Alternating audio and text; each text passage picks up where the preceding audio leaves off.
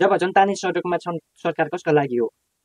Gen Z आन्दोलनको सुरुवात Gen Z आन्दोलन केवल के युवाहरूको आन्दोलन थिएन, यो न्याय, समानता र स्वच्छ शासनको माग थियो। ती युवाहरूले के भनेका थिए? भ्रष्टाचार अन्त्य गर, ठुला माछाहरूलाई कारबाही गर र जनताको आवाज सुन्ने नीति बनाइदिए। तर के भयो? जसले देश हल्लायो त्यही जेनजीहरूलाई गोलीले खानु पर्यो र जसले गोली हान्ने आदेश दियो उनीहरू आज सत्ता जस्तै गुमगाम अवस्थामा छन्। तर जेनजी आन्दोलनको माग किन पुरा भएनन्? तर डराएको छ कि के हो यो अन्तरिम सरकार? नेपालको सडक फेरि तातिएको छ। नारा एउटै छ, हाम्रो माग, हाम्रो अधिकार। जेनजी आन्दोलन फेरि बलियो भएर उड्दैछ, किनकि उनीहरूले उठाएका मागहरू आजसम्म पनि पुरा भएको छैनन्। जेनजी आन्दोलनका मागहरू देशका परिवर्तनका आवाजहरू हुन्। ती आवाजहरू जेनजीहरूले उठाएका माग कुनै पनि व्यक्तिगत स्वार्थका लागि थिएनन्। ती माग देश र जनताको प्रणालीका सुधार आवाज हुन्।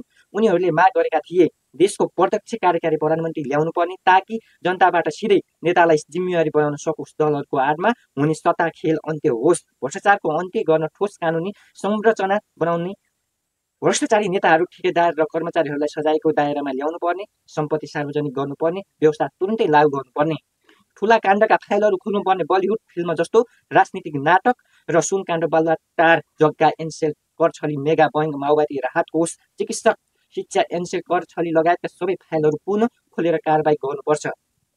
जेनजी आन्दोलनको क्रममा भएका दमन, गोली, आँसु ग्यास र अत्याचारको संलग्न सबै अधिकारी र तत्कालीन गृहमन्त्री र प्रधानमन्त्रीमाथि छानबिन हुनुपर्छ।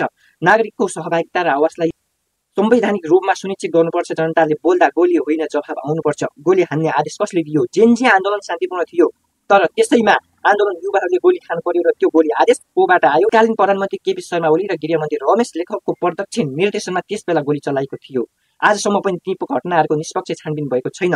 जसले आदेश दियो आज पनि सत्ताको छायाभित्र सुरक्षित छन् र जनता अझै पनि न्यायको पर्खाइमा छन्। अहिलेको अन्तरिम सरकार किन मौन अवस्थामा बसेको छ? अहिले त देशमा अन्तरिम सरकार बनेको छ। जनताले सोचेको थिए अब परिवर्तन हुनेछ, तर उही पुरानो डर, उही मौनता र भ्रष्टाचारको फाइलहरू अझै बन्द दराजमै छन्। यो सरकार पनि डराएको छ। कसबाट? जनताबाट होइन, तर ती ठुला नेताबाट, जसका फाइलहरू खुले भने देश पुरै भ्रष्ट प्रणाली उजागर हुनेछ। त्यसैले त आज जनता प्रश्न गर्छन्, यदि यो सरकार पनि डराएको हो भने फेरि किन अन्तरिम भनिएको हो? जेनजी आन्दोलनको आत्मा अझै बाँकी छ। ती 14 जनाले ज्यान गुमाएको जेनजीहरू छन् र तिनीहरूको आत्माले कहिले शान्ति पाउने छैन। देशको न्याय जबसम्म बन्दैन, जनता भन्छन् हामी प्रत्यक्ष कार्यकारी प्रधानमन्त्री खोजेका हौँ, दलहरूको खेल होइन, हामीले भ्रष्टाचार अन्त्य मागेका हौँ, नाटक होइन, हामी ठुला काण्डका फाइलहरू खोल्ने भनेका हौँ, टाकछोप होइन। यो आवाज कुनै पार्टीको विरोध गर्नका लागि होइन, यो देशको आत्माको करुण पुकार हो। जेनजीहरूको गोली खान तयार छन्, तर फेरि बेइमानी र मौनता सहन तयार बनी छैनन्। सरकारले आजै चेतावनी, जनताको माग पुरा गर, फाइल खोल, दोषीमाथि कारबाही गर र प्रत्यक्ष कार्यकारी प्रणालीतर्फ कदम चाल्नुपर्ने अवस्था जनताले यति बेला सडकबाट डगडगाएका छन्।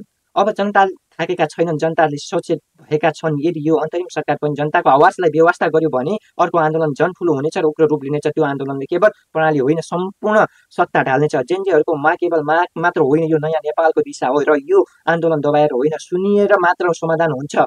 अबको विकल्प भनेको जेनजीहरूको माग पुरा गर्नुपर्छ। यो अन्तरिम सरकारको नयाँ नेतृत्व लिनुपर्छ। यो युवाले देश बनाउने युवा हो, यो देश तपाईँ र हामीले बनाउने हो, जसले देशमा नयाँ नेतृत्व चयन गर्न सक्छ। प्रत्यक्ष रूपमा जनताद्वारा निर्वाचित हुनुपर्छ। यो देशको प्रधानमन्त्री हुनुपर्छ। अन्याय, अत्याचार, भ्रष्ट र बलात्कारीहरूलाई सजाय दिनुपर्छ। कडाभन्दा कडा कानुनी कारबाही गर्नुपर्छ र संविधान पुनर्लेखन गरेर नयाँ कानुन बनाउनुपर्छ। यो अन्तरिम सरकारले जेनजीहरूको माग समेटेर जेनजीहरूको मर्म र भावना बुझेर मात्र माग पुरा गर्नुपर्छ। जसरी भए पनि केवल यो जेनजीहरूको माग मात्र होइन, यो पुरा सारा नेपाली जनताको माग हो। अब देशमा ठुलो ठुलो आन्दोलन गरेर तपाईँ हाम्रै दिदीबहिनी दाजुभाइलाई माग तपाईँ र हामीले पाउने के भनेको? ती भ्रष्टाचारी नेताहरूले कुर्सी पद पाउँछन् अनि भ्रष्टाचार गर्न पाउँछन्। त्यसो भएको हुँदा यदि पुरानै संविधान विधि विधानमा पुनः चुनाव गराउने हो भने अब आउने भोलिका दिनहरू त्यो चुनाव भयो भनेर उही पुरानै राजनीतिक दल, पुरानै नेता आउने छन्। पुनः देश ध्वस्त खरानी बन्ने छ। नेपाल भन्ने देश रहने छैन। नेताहरूले नेपाल बेचिसकेका छन्। अब के नै छ र बेच्न बाँकी सबै बेचिसके। त्यसो भएको हुँदा तपाईँ हामी नेपाली जनताले देशमा नयाँ राजनीतिक युवा नेतृत्व लिनुपर्छ।